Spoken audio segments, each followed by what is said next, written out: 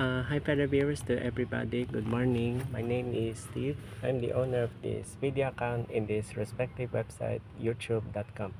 By the way, my next Bangko Filipino related videos is about more on what they call this, human resource department or human resource management.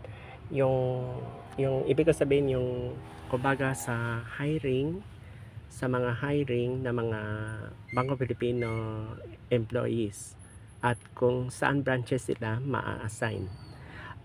By the way, sinadya ko itong video na ito na ihiwalay sa yung natandaan niyo isa kong video yung madadagdagan ng additional departments.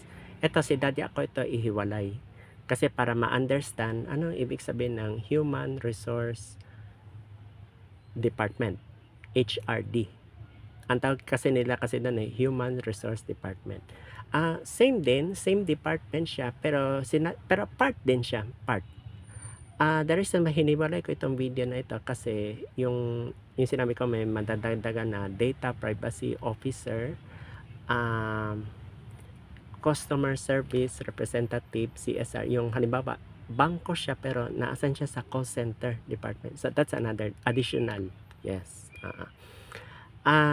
Ito, yan yung mga hiring na mga staff. Nationwide yan siya. So, from main office to branches. Yes.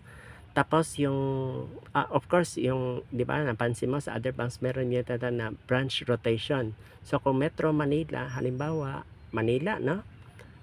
Paranaque ka na-assign, ililipat ka sa Muntinlupa.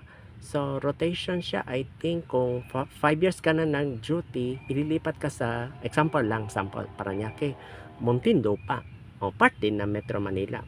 Kung sa Cebu branches or Davao, I think meron sila rotation that time. I think isang buwan, meron pa nga isang linggo, 1 week.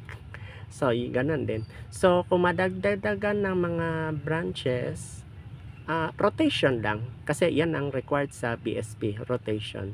Para hindi naman yung example, on that branch habang buhay ka na. Example, Mandawi City, Cebu. I-assign ka Cebu City. Isang buwan lang. Pero at least, same province. So, ganun lang. Ganun lang kasimple.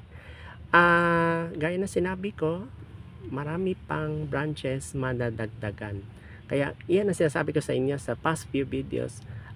Magkakaroon ng additional branches yan. Huwag kayong matakot kasi itong next generation na ito may improvement. Of course, there's an outcome. Okay, so thank you for listening in this video. Good morning. And don't forget to subscribe and click the notification bell for my next Bangko Filipino related videos. Thank you so much.